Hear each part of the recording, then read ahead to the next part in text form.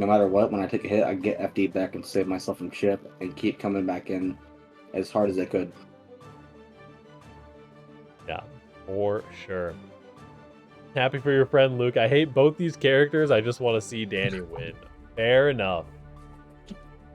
Both characters can definitely be the villains of the brackets. GG's in the chat. Well played. Don't forget to sign up on the Matcherino, Miss Gwen. Very well played. That Bridget pressure is scary as always. It's always terrifying. Counterpoint, I hate Kai more. I respect that. I don't know if I can say that I hate Kai more than Happy Chaos, but it is a matchup of all time for sure. Alrighty, here we go. Getting into grand finals here on the 40th Fightsticks and Flashkicks. Stick with us, folks. We are looking clean, and we are looking to get a bracket reset out of Luke here. We can prove that Luke Earth exists. Anything is possible. Luke already coming out strong. Very strong. Nice TP from Dany, though. The IBFD's on the Kai pressure. So many people are learning this IBFD spot specifically to fight Dany, and I love that. Like, a lot of these players would never have bothered learning how to IBFD Kai pressure if it wasn't for Dany. Absolutely. I mean, I wouldn't be bothered with it either if I didn't fight him in back throw. Look at this wrist gauge. That is a free counter hit. Nice RC for the bait. You are just dead. Dany pretty much said, I don't want any resets. We're going to try to do this right now. Yep. And that's that like passive style that Luke has really coming into play there, because you didn't have the meter to FD everything there. You just ended up with a fully cranked wrist gauge, and that just gives a free counter hit on any hit and can really devastate your HP bar. Oh, for sure. I mean, right now Luke's kind of exempling exactly what they can do. And with Kai too, the moment they get you in the stun edge, you're in a really bad situation. So they're both pretty much playing characters, so when they get their little situation up, they're going to be playing their game instead of your game. And you have to switch up your entire playstyle just to kind of get those little buffs off of you. Little backdash into the stun dipper. Very potent option to take control of. 100% meter, though, on Luke's side. You can get anything done in this game with 100 meter, especially as Happy Chaos. Luke coming out strong right here.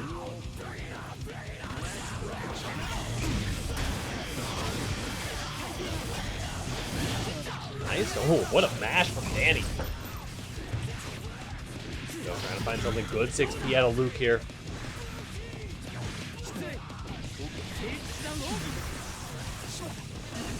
Playing that RPS on the jump out again. Trying to get those air throws timed correctly. Here we go. You can tell it's been a lot of time thinking about these Dany pressure strings. So right, the lightning does connect, but doesn't have enough to kill. It does. Dany taking the first game. Dany's been watching the stream, studying. Absolutely. You know, Dany doesn't have the most intricate game plan in the world, but it's a game plan that you really have to respect. And Luke is showing that respecting that game plan can really go a long way. Getting Dany to go for this weird timing air grab situation in the corner is something that you can tell just by the amount that it's missing, that Dany's not super comfortable, not super familiar with the sequence, really. And would much rather you just mashing a wake up grab and smoking you for it. Oh yeah, I mean, like I said, Luke's a very unique Happy Chaos player. So Dany, it's going to take them a minute to kind of get adjusted to it, but when they do, I know it's going to be more of a back and forth than how it looked in that last fight. Yeah, absolutely. And Daniel has a great point in the chat as well. Dany's Kai is such a different experience. It's like playing a character. And that's exactly what we're seeing here, right? Luke is counterplaying Dany, not necessarily even counterplaying Kai. Like, the Kai portion of it is just completely irrelevant, essentially. You're counterplaying the player in a lot of these situations. What an anti-air on this card. Wow. Luke doesn't want anything else to happen this game. But Dany is like, Dany doesn't want any type of like option to happen. Direct Claw does land. And I think that another part of it is because you're so focused on playing against Dany, you forget about the very simple, like, high frame traps, like this Direct Claw that Dany sends all the time and gets all these counter hits on. He's just keeping pressure on so hard. Like, Dany just keep it going no matter what happens. Absolutely. Full back Luke, dash. like I said, the moment they can actually get going, it's really bad. Luke is known for doing that max amount of damage just in a few hits. Absolutely. Oh, potential big hits coming in. Sit back down the JP. The risk gauge is cranked. Bursting back. There's a huge counter hit. You have to find a spot to burst. Oh no! No!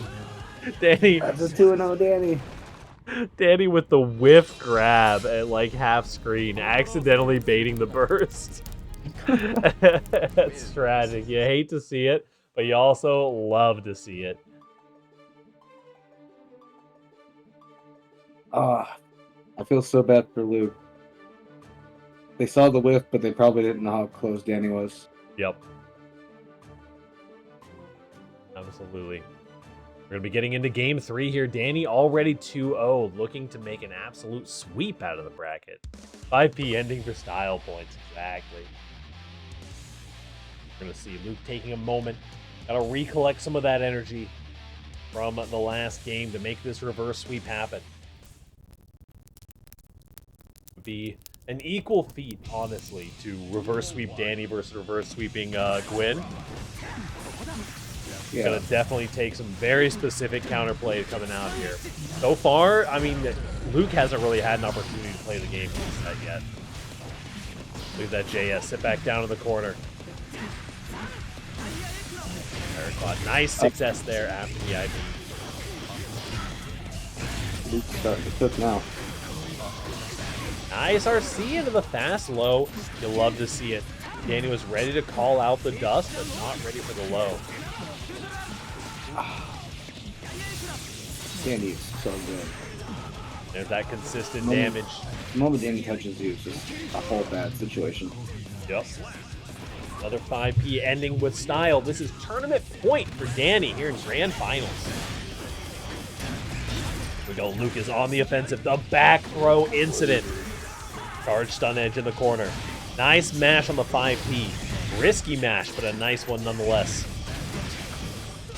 And he blocks the charge dust. Does get hit by the second one, though. Happy Cows can just keep sending it. Yeah.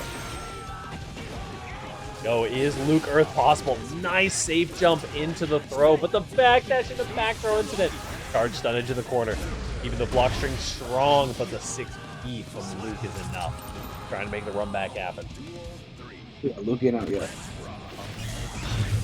I didn't hear no bell. We're gonna see. Little close slash tick throw off of it. Go. Nicely done. Dany has to abandon some of his original playstyle and add to the mental snack, getting the double close slash in there. Potentially trying to go for a instant overhead, but he's down. That's a big hit off of the 6P. Not many bullets left, though. He's going to have to drop this combo, potentially. There's the ride, the lightning. But I think Dany does have 100 meter to cancel out here. Oh, nice block from Dany. Dany has to make something happen, and that showed not enough bullets. Focus. One bullet in the chamber. Wait a second. Dany still has all potential. The air movement. Direct Claw. The shock state is down. The block stun is a little bit higher. The gunshot after the curse is enough. Good shit damage. That is Luke taking around, getting on the board, potentially starting the sweep. If Luke can manage to reset, that's amazing. Yeah, if Luke can get to this bracket reset, he is going to have to work hard for it. Is going to have to hop back to the station. Might have a little bit of spectator glitch. Luke is in now. Yeah, Luke is dialed in. Look, you can see the level of counterplay that Luke is kind of forcing Dany to play in.